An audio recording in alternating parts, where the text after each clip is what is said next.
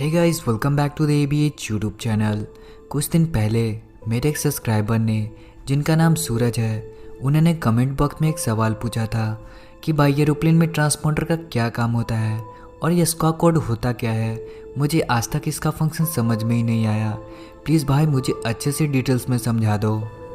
Well guys, transponder और स्क्वाक code के function को समझने के लिए सबसे पहले आपको रडार का हिस्ट्री जानना होगा।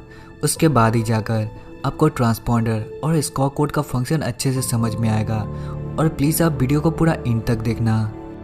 गाइस, वर्ल्ड वॉर 2 से पहले कोई भी प्लेन को नेविगेट करने के लिए सिर्फ प्राइमरी रडार का यूज़ किया जाता था, जो कि आसमान में कंटिन्यूअस सिग्नल भेजते रहता था और वही सिग्नल एरोप्लेन से रिफ्लेक्ट होके सेम रडार से रिसीव भी होता था।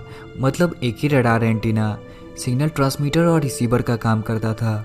उसके बाद रडार स्क्रीन पे ATC को टारगेट का पता लग जाता था कि कौन सा एरोप्लेन कितनी दूरी पर है और कौन से डायरेक्शन में है। लेकिन इसमें खामियां थी। इससे ना ही तो प्लेन का पहचान हो पाता था और ना प्लेन का एल्टीट्यूड पता लग पाता था।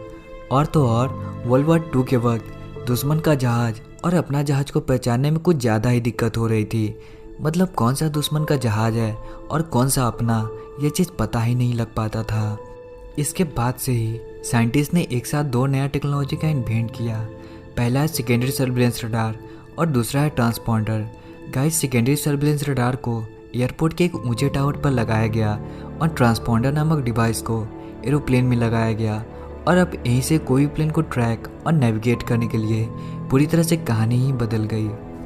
Guys, secondary surveillance radar antenna आसमान में वो अपना कंटिन्यूअस सिग्नल छोड़ते रहता है और जब वो सिग्नल एरोप्लेन से टकराता है तो वो प्राइमरी रडार की तरह सिग्नल रिफ्लेक्ट होकर नहीं आता, बल्कि एरोप्लेन में लगा हुआ ट्रांसपॉन्डर अपना खुद का सिग्नल भेजता है और वही सेकेंडरी रडार एंटीना ट्रांसपॉन्डर के सिग्नल को कैच करता है और उसके बाद जाकर ATC के सामने लगे कंप्यूटर स्क्रीन पे प्लेन का सारा डिटेल शो करने लगता है।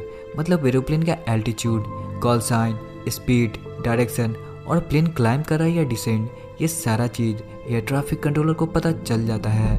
अब रही बात है स्क्वाक कोड की, तो जब पहली बार ट्रांसपॉन्डर अपना सिग्नल भेजता है तो उसी सिग्नल में एक 4 डिजिट का कोड आता है और फिर वो 4 डिजिट का code air traffic controller pilot को बताता है।